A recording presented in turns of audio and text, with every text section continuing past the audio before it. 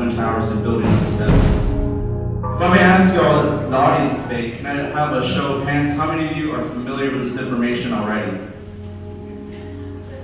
Okay, and a show of hands, how many people are not familiar with any of this information?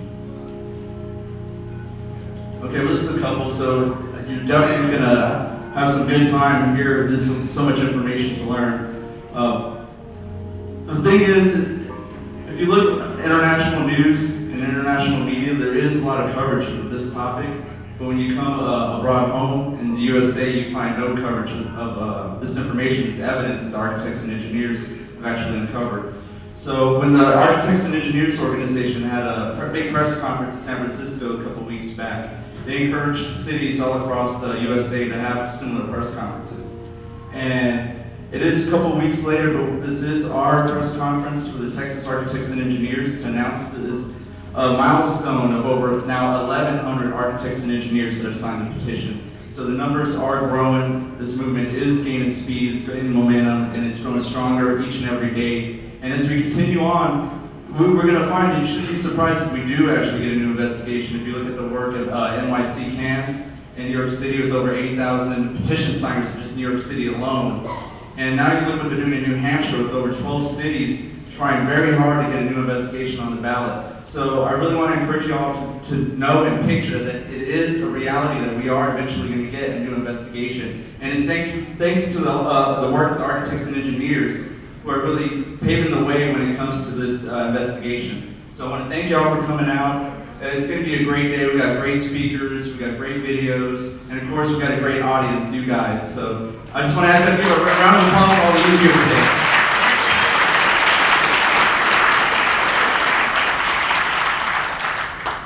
And I'm sorry I didn't introduce myself. I am Matthew Medina with We Are Change San Antonio. We Are Change is a grassroots organization that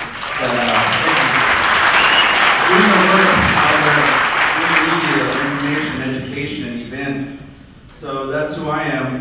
And I want to introduce our next guest, who's actually done so much for this pursuit of truth, this pursuit of knowledge and justice, that it's something strong in American roots to have justice. And unfortunately, with the 9/11 first responders, we couldn't even get them medical care. We couldn't serve them justice.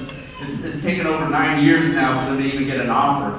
So our next guest is someone who's actually speaking about 9/11 before 9/11. He's had the evidence, he's had the documents, and it's now with architects and engineers we see that the evidence is legit, peer-reviewed journals, peer-reviewed studies. But our next guest was exposing with the evidence 9/11 before 9/11. Our next guest is a filmmaker, investigative journalist, researcher, producer, international broadcast radio show host, and if I can call him, I think he's the Obi-Wan Kenobi of the InfoWars, Mr. Alex Emmerich Jones.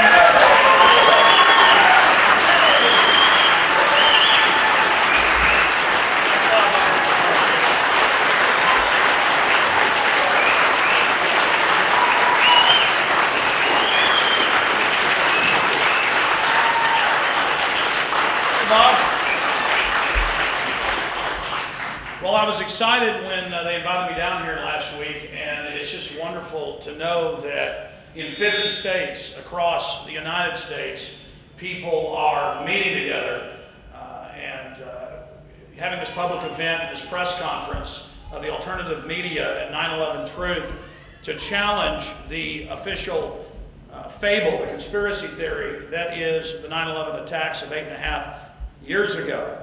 And the good news is that despite the fact that the mainstream media almost entirely has been ignoring architects and engineers for 9/11 Truth, the information just continues to gain ground and radically expand every single day, because it was a French philosopher once said that no army can stop an idea whose time has come.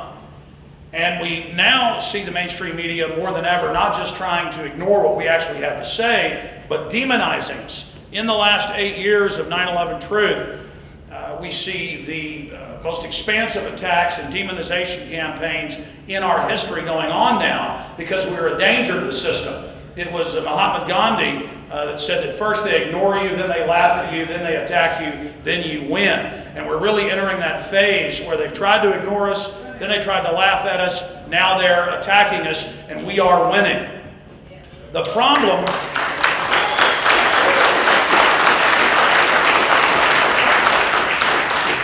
The only problem with 9/11 Truth is we have so much evidence, so many facts, so much proof that the official story is a lie from one end to the other. I mean, just this week, I could get up here for 30 minutes and speak about the fact that the ACLU got the White House memorandum released from Dick Cheney, the real president at the time, to the 9/11 Commission, which Bush appointed, was never independent, telling them, you will not investigate 9/11. You will not look at the attacks. You will just basically be a propaganda arm to promote national ID cards, naked body scanners, Northcom, and Homeland Security federalizing this country. Now, we had seen some of the 9/11 commissioners in years past say that they were not allowed to look at the attacks when they were asked by family members and others. And we've also seen 6 of the 10 and the Washington Post and other publications say that it was a complete cover-up. We've seen John Farmer, one of the chief counsels, one of the lawyers, in a new book that's out, saying that there was a criminal cover-up by the Pentagon. And so that's enough right there to force a new investigation. That's enough information right there to demand a new investigation. But the problem is the government itself is controlled by the very same shadow government, the coup we've had in this country, by the Central Intelligence Agency and others that Ron Paul just a few months ago talked about. He said there's been a coup in America. Really since the time of Kennedy, the people haven't run this nation. And so 9/11 Truth is more than just 9/11 Truth. It's just the truth. It's the end of innocence. It's people starting to really question, starting to really investigate, starting to become as informed about geopolitical activities, about what the Pentagon's doing, about what the war machine is doing, that Eisenhower warned us about in his farewell address, as they are informed about baseball or football or what their favorite Hollywood stars are doing. But I go back to the fact that for several weeks there's been a press release out about this event. It's going to be running for the next 8 hours today, ending with Dr. Bob Bowman breaking down the facts of 9/11. But when you have 1,000 architects and engineers come out, they had press conferences a few weeks ago, it made the foreign press, it didn't make the Washington Times, but it didn't get 1/100th the attention it should have, and that's because the system is deathly afraid of this information, because this information is the truth. And I know there is some mainstream media here and quite a bit of alternative media. I just wanted to start off by making the point that the reason we see the mainstream media literally going bankrupt and newspapers shutting down everywhere and even cable news ratings dropping is because in every poll and every focus group that's been done, the American people do not trust the controlled corporate media. They trust the alternative media a lot more. And so this is the beginning of the end for this military-industrial complex. They finally have gone from the previous mode of ignoring us and being full of hubris and calling us tinfoil hat wearers to now openly coming out and saying under the White House cybersecurity plan started by Bush, now being forced through Congress, now in the Senate by Barack Obama, that they will try to shut down the alternative media. You have Cass Sunstein at the White House coming out and writing policy papers on how they should arrest people that have, quote, conspiracy theories about 9/11, or at least license them or put a special tax on their speech. You have Reuters yesterday saying, well, they've made a change in the Senate version of the cybersecurity bill. The president can't just unilaterally shut the web off, end the internet if he wants. He has to appoint a council. He appoints a council of corporate chiefs who then make recommendations to him, but the final power lies with the president. Think about how far this country has gone, that the government and the corporate media are now so threatened by alternative information and citizen muckrakers that they are openly now sending up test trial balloons and beta testing the end of the free internet as we know it. They did not intend to do this at this stage. The white papers I've read, they plan to start curtailing the internet in the next 5 to 10 years. Now they're moving their game plan up because they are desperate and they realize that the people are listening. And it's happening because so many wonderfully prominent people have gone public for 9/11 Truth. Former German Defense Minister Andres von Bülow, with the number 3 in the current Japanese government's 9/11 Truther. I've interviewed him multiple times. He goes into the Diet and plays videos of Building 7 collapsing in their Congress, in their parliament. We have people like Dr. Bob Bowman, former head of the Star Wars program, and a highly decorated military veteran, a true person of conscience, who has been actively crisscrossing the United States and the world exposing 9/11 Truth, and thousands of other prominent people. But most importantly, millions and millions and millions of average people that understand the danger. If a criminal group can kill 3,000 of us in broad daylight and suspend the laws of physics and sell this to the people and launch illegal wars and kill over 1 million Iraqis and lie about WMDs in a premeditated fashion, none of us are safe, because this same system is still in control, whether we have George Bush, Barack Obama, or somebody like Rick Perry in 3 years in the White House.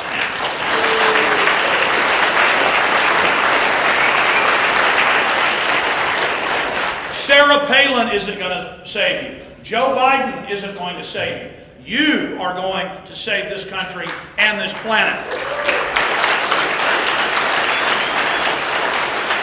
The United States, once the true beacon of liberty and freedom worldwide, the example to other nations, has now become an example of corruption and oppression and tyranny.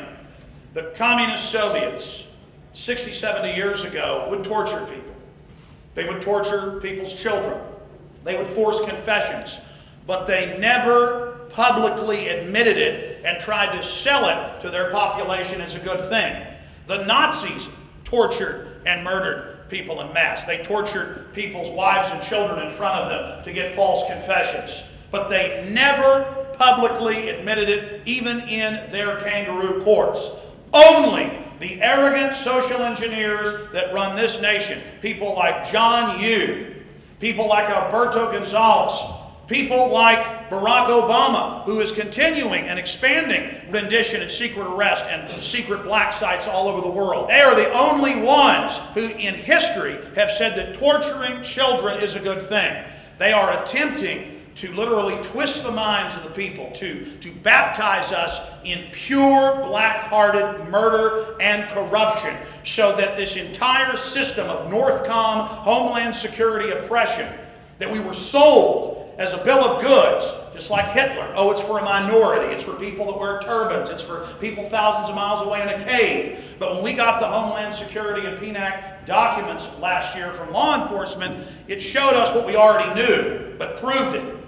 The entire system is focused on activists, anti-war activists, anti-GMO food activists, Second Amendment activists, libertarians, anti-war activists, returning veterans, former police, anyone that has any skills is targeted by this secret police network that the system is attempting to roll out against us. But the good news is, in every poll, in every focus group, and by every indicator we've got, this has only caused the people who were on the fence and who were in denial to finally wake up and realize just how dire our straits are. Because yes, the people are beginning to wake up, but the system is coming in like a flood against us and attempting to fully break our will and to capture the United States as an engine of global domination.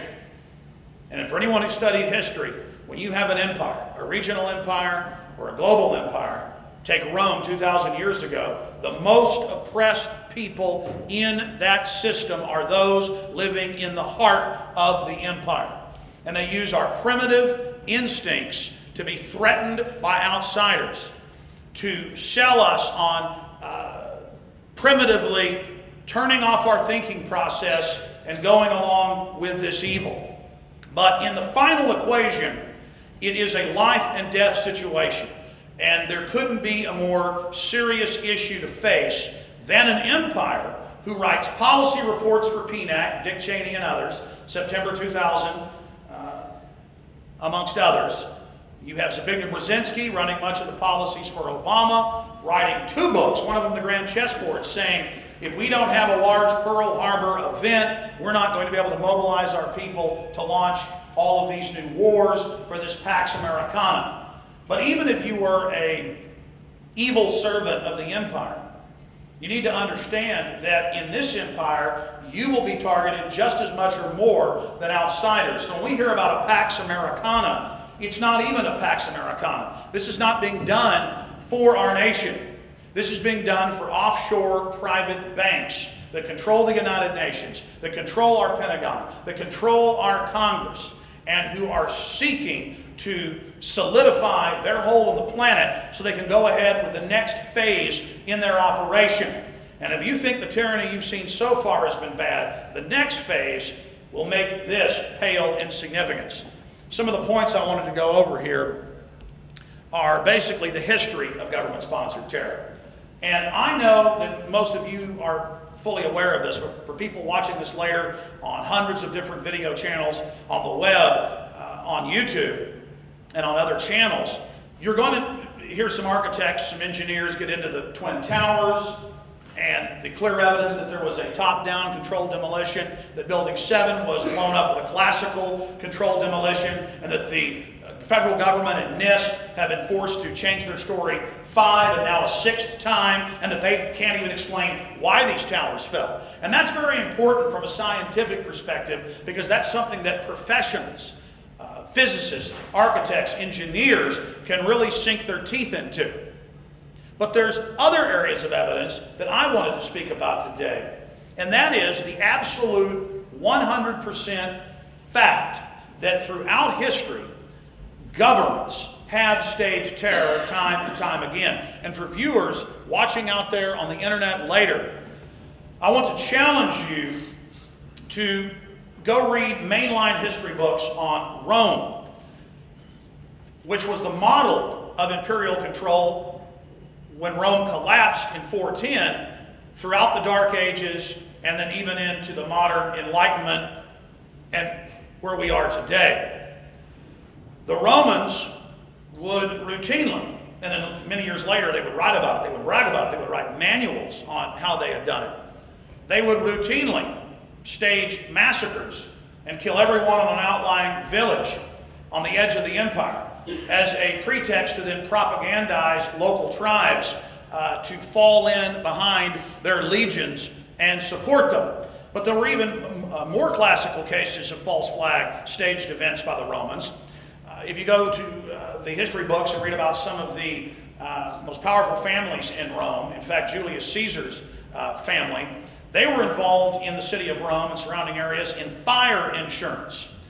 And they would come to the local patrons at businesses, to the different neighborhoods, to the Jewish neighborhoods, to the Greek neighborhoods, to the Roman neighborhoods, and they would say, you need to support our fire department, and if you don't support our fire department, we are going to burn down your neighborhood. You may have heard of this a couple thousand years later with the Italian mafia. Well documented, comes to your grocery store or your cleaners or your business and says, if you don't pay us protection money and hire some of my boys to work here, then somebody's going to burn your business down. And so this is a repeat. This is what false flag terror is. This is a mafia system of control. And I used, of course, the example of the Roman Empire and the Italian mafia, but every mafia operates through the same extortion rules. And that's exactly what's happening today. Of course, there are well-documented cases of the Nazis using false flag terror. In 1939, on the eve of the attack on Poland, it had already been predetermined with Stalin that they would divide the country. How was Hitler going to get the German people, who had been told that they were just building up this big military to defend Germany? How were the Germans, who didn't like war after World War I, how were they going to be seduced into attacking Poland and then launching World War II?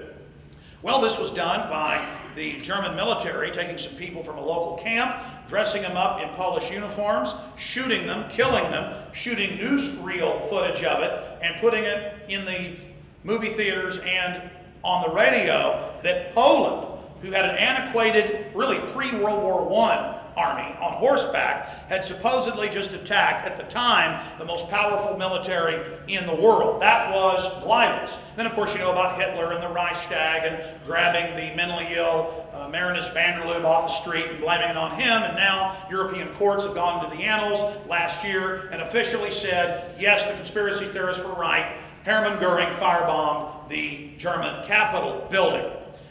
And again, here's the problem. There are over 200 that I've identified that are declassified examples in the last 60 years that our government has staged. There's the 1980 Bologna bombing. That's been all over the Italian newspapers. Their former presidents have come out. Their former head of intelligence has come out. Every time a political party that wasn't inside the power structure, whether it be a right-wing party or a communist party, they targeted both, but mainly the communists in Italy. Every time that they were really starting to get some headway with the public, the establishment would stage terror attacks.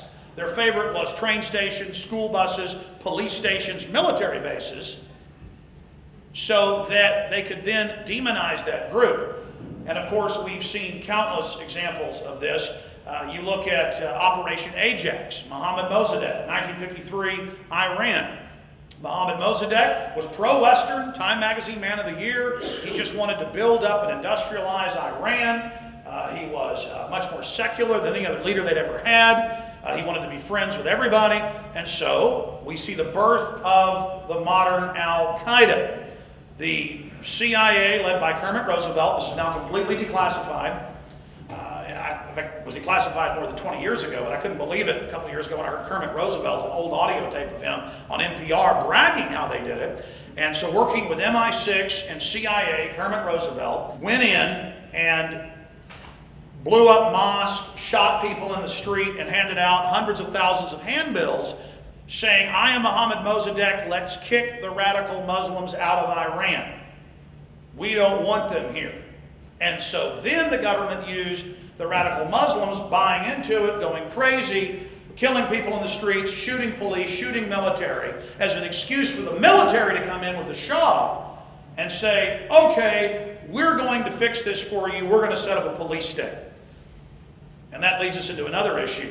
Our government, over and over again, every chance they get, doesn't want to put an elected person into power, doesn't want to build up other nations, whether it's in Asia, Latin America, Africa, the Middle East, it doesn't matter. In every case, the people that run our government, the cold-blooded, great game calculators, in every case, they put in dictators, they put in oligarchs, they put in oppressive systems, they set up Savak torture teams and armies that tortured at least 200,000 people to death. And so my message to you is, if they will do this in Italy, if they will do this in Iran, if they will do this in Argentina, if they will do this anywhere else in the world, will they do it here? And the answer is yes. The criminals that have been in control of our nation for more than 50 years are absolutely cold-blooded, and they enjoy what they do. And they love the fact that the public isn't aware that 9 times out of 10, or even more often, it is the power structure staging these provocations. Then we fast forward to Operation Northwoods. All of you know about that, but some of the viewers out there may not. Just search engine the term Operation Northwoods. Associated Press, Baltimore Sun, ABC News, the National Security Archives. You can read the whole report. It doesn't just say we'll hijack jets by remote control and crash them. It doesn't just say they'll even stage fake deaths of CIA officers. It doesn't just say they'll bomb Miami and DC with plastic explosives. It talks about having U.S. Army forces dressed up like Cubans attack the U.S. Marine Corps base at Guantanamo Bay, Cuba, and actually kill U.S. soldiers. And it talks about attacking U.S. military bases in D.C., the Pentagon, and grazing troops. You saw a grazing just a few weeks ago, didn't you? And that's what's so amazing about these pathological individuals, is they repeat the same thing over and over and over and over. And guess where the shooter who's been missing for months got his gun? From a police lockup in Tennessee. Guess where the guy that shot up the courthouse in Nevada got the same gun? Same place. No record of him ever being in Tennessee. And it just goes on and on. These guys are always on medication. They prop them up. They stage the event. They never release the videotapes. And who did they blame in the Pentagon shooting? Within 2 hours, really less than 2 hours, about an hour and 5 minutes, but within 2 hours, it was all over the news that he was a 9/11 truther. What happened with Joe Stack? Within 2 hours of it happening, and I went on the air within 1 hour of it happening, and I said they're going to blame this on the Tea Parties. They're going to blame this on patriot groups. People said, oh, I even saw a blog that went up instantly. I was sent later saying, look at Jones, singer and on the Tea Parties. They did, and not just the Tea Parties. New York Daily News, Austin American Statesman, and countless other publications blamed Alex Jones. And the London Guardian described it as a black hole, that Austin is this black hole. And this evil media empire that I have, which I don't have an empire. I carry out the trash myself most of the time. And that I'm at the center of this great evil. No, we are resisting their evil, and Austin is one of the centers of it. But not because of Alex Jones, because of you. And I realized early on that if I took action, and if I exposed these people, and if I spoke out against corruption, it would have an effect, because history documented that. I had no idea that it would have an effect this big in my own personal fight. But by joining together, and by researching, and by becoming more informed, we are unstoppable. And so the message to everyone watching live on the internet right now, or people watching this 5 years from now, or to the crowd of great truth seekers who are here today, every single one of you needs to see yourselves as a dynamic leader in the front lines for the fight for the heart and soul of humanity, for the destiny of this species.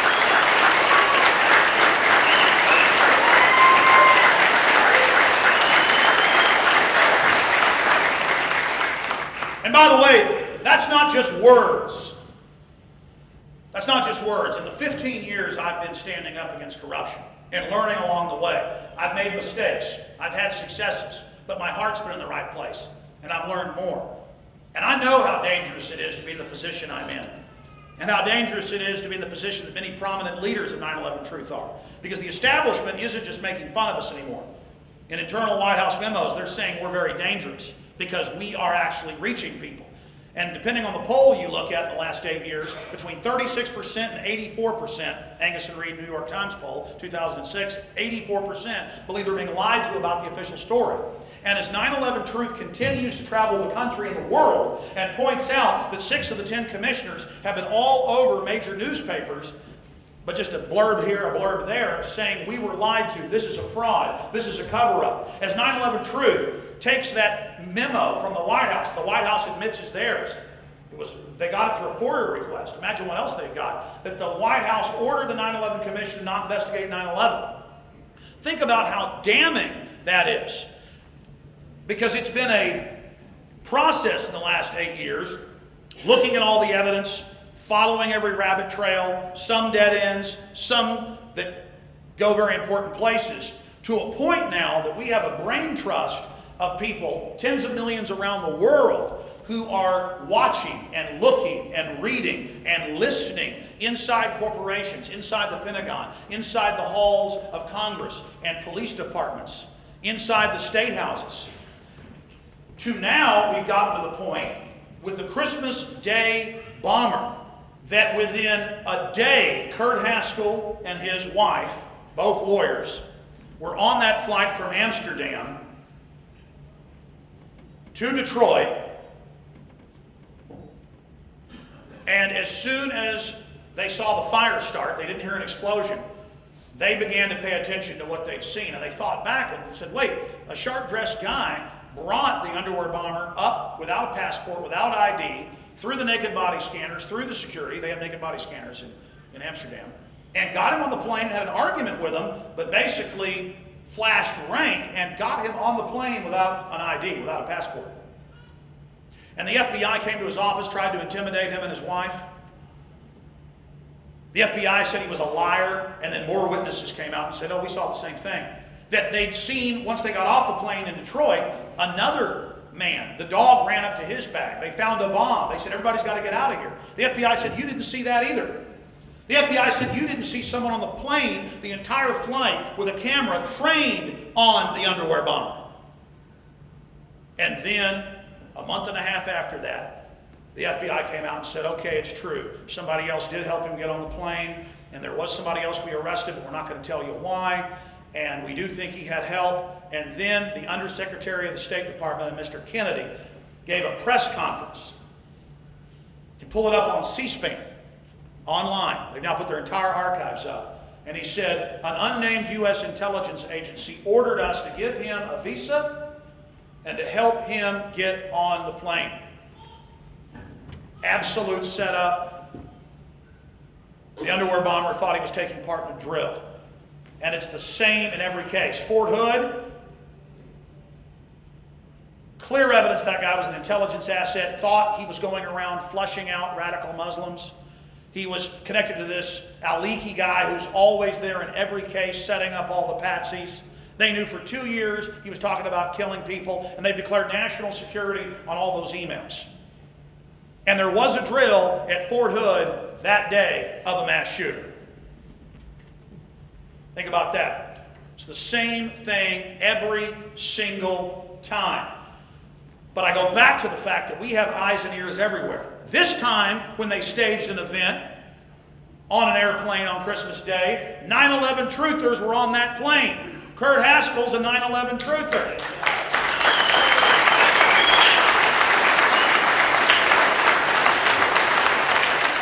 You want to know why they're so mad and demonizing 9/11 truth and staging events to blame it on us? Because we've got their number. We know they are the terrorists. We know they are staging almost every event, purely staging them. And then every other event, every time I hear about an event, I go investigate it, praying it's a real event. Praying it's not the government staging it. Because it's a lot less scary to think there's some random nutballs out killing people than to think the folks running the highway cameras and the police in black masks and the armored vehicles are staging terror attacks. There's this cliche the media always puts out when they call me, national television, print, newspapers, you name it. Oh, Alex, you just want order in the world. You just think it's scary to think random people might get you. So you want to bring order to the universe. So you imagine all of this. And I say, what are you talking about? I'm going off the facts, off the proof, off the history.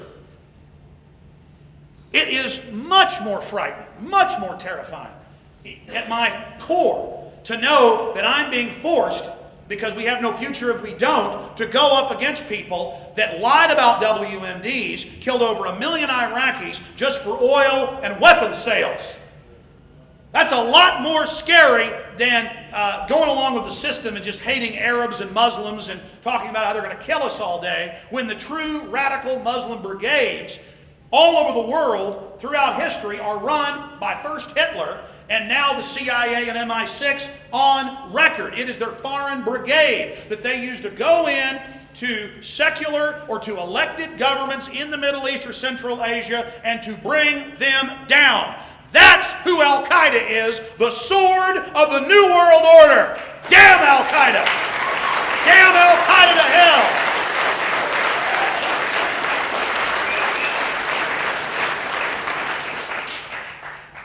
I'm not going to speak much more because I want to give more time to the architects and engineers, Dr. Bob Bowman, that's coming up.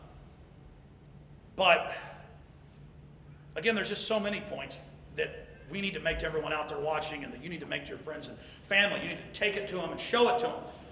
Dick Cheney, 3 years ago, and I remember talking to Ray McGovern, former CIA briefer for Reagan and Bush, and he said, on air, the word is they're going to stage a Gulf of Tonkin in the Strait of Hormuz or in the Persian Gulf area south of there as a pretext to go into Iran.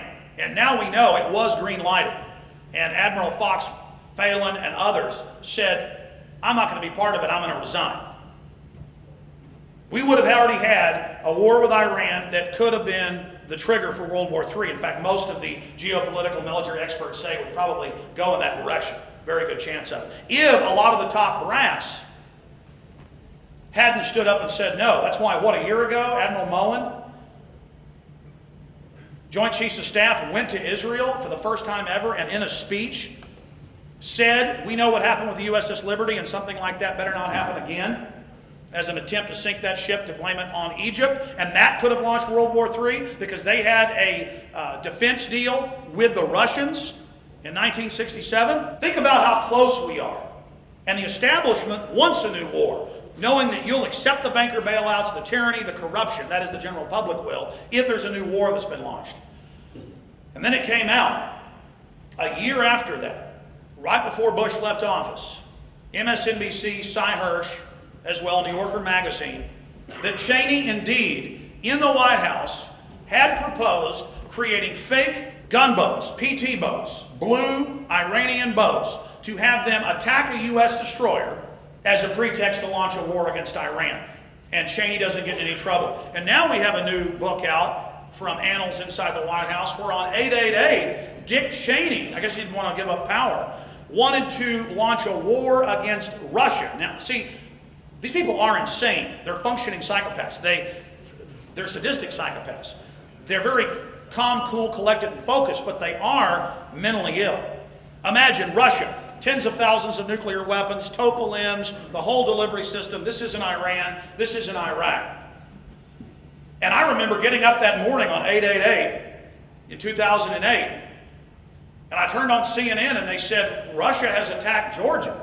And even Alex Jones, 2 years ago, bought into it for about an hour. I mean, I couldn't imagine that they're that bold at lying, that they would get on the news and say, Russia has attacked.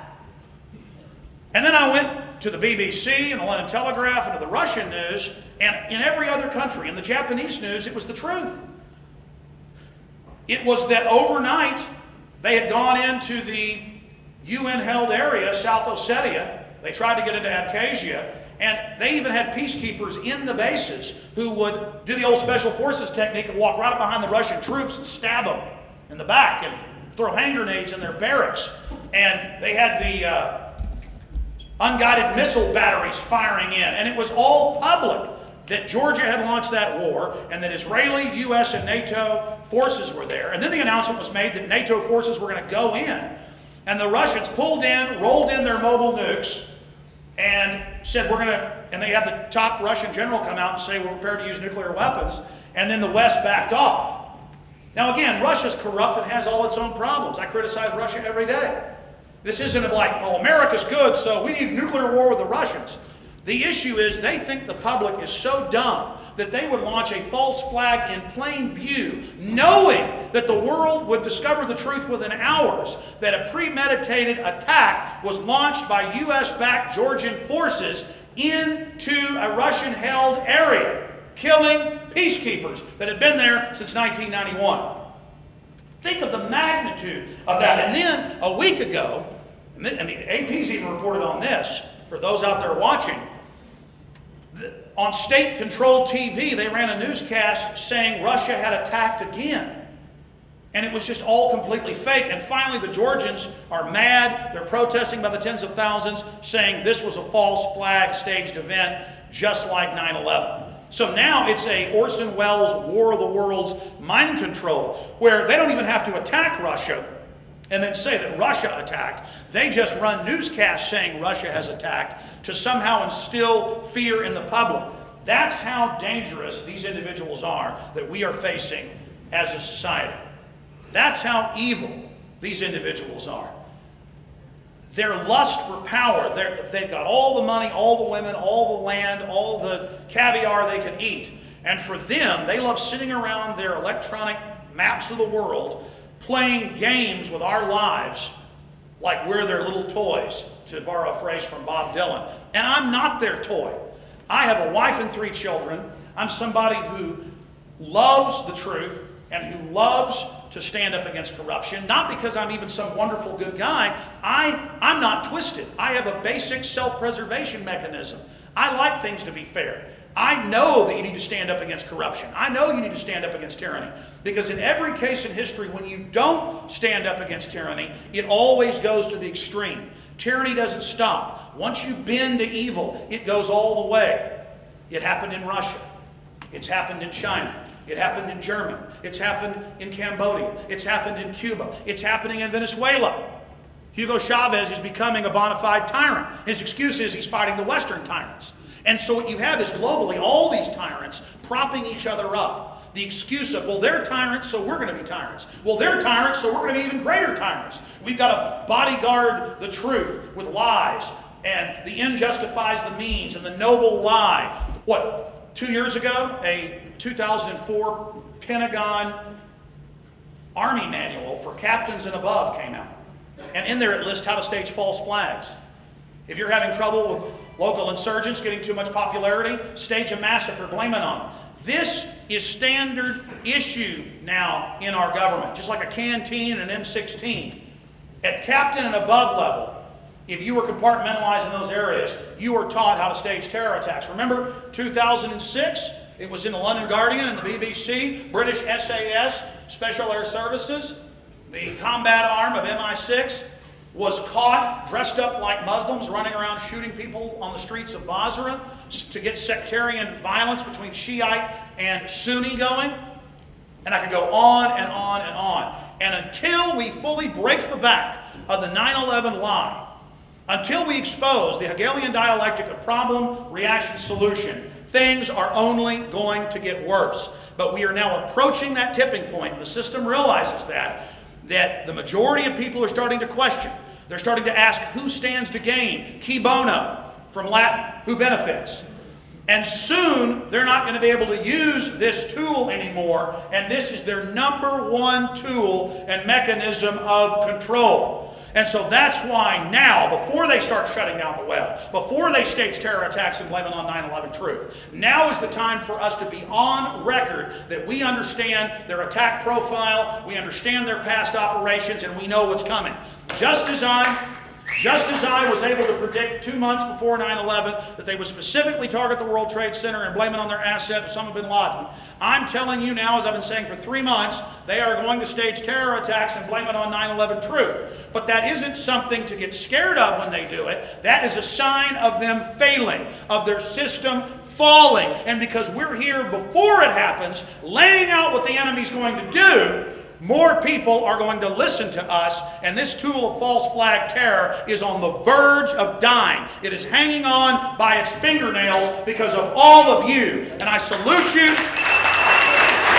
I thank you for being here, and I want to thank architects and engineers and all their great supporters.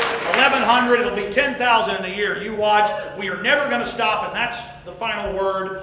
Sure, if you're prominent in this, there's some danger. Danger of demonization, danger of audits, danger of physical attacks, whatever. But freedom and liberty is worth it, because it leads to certain destruction to give in to corruption and to bow to it. The safest course is to fight 110%.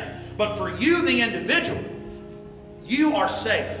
And the more people you wake up, the safer you are. Safer from the fake terror. Safer from the wars that grow out of the fake terror.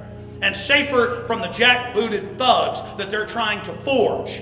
Because the military and police I'm talking to, in vast numbers, randomly on the street, are becoming fully awake. Freedom is on the march. God bless you all. Thank you for coming out today.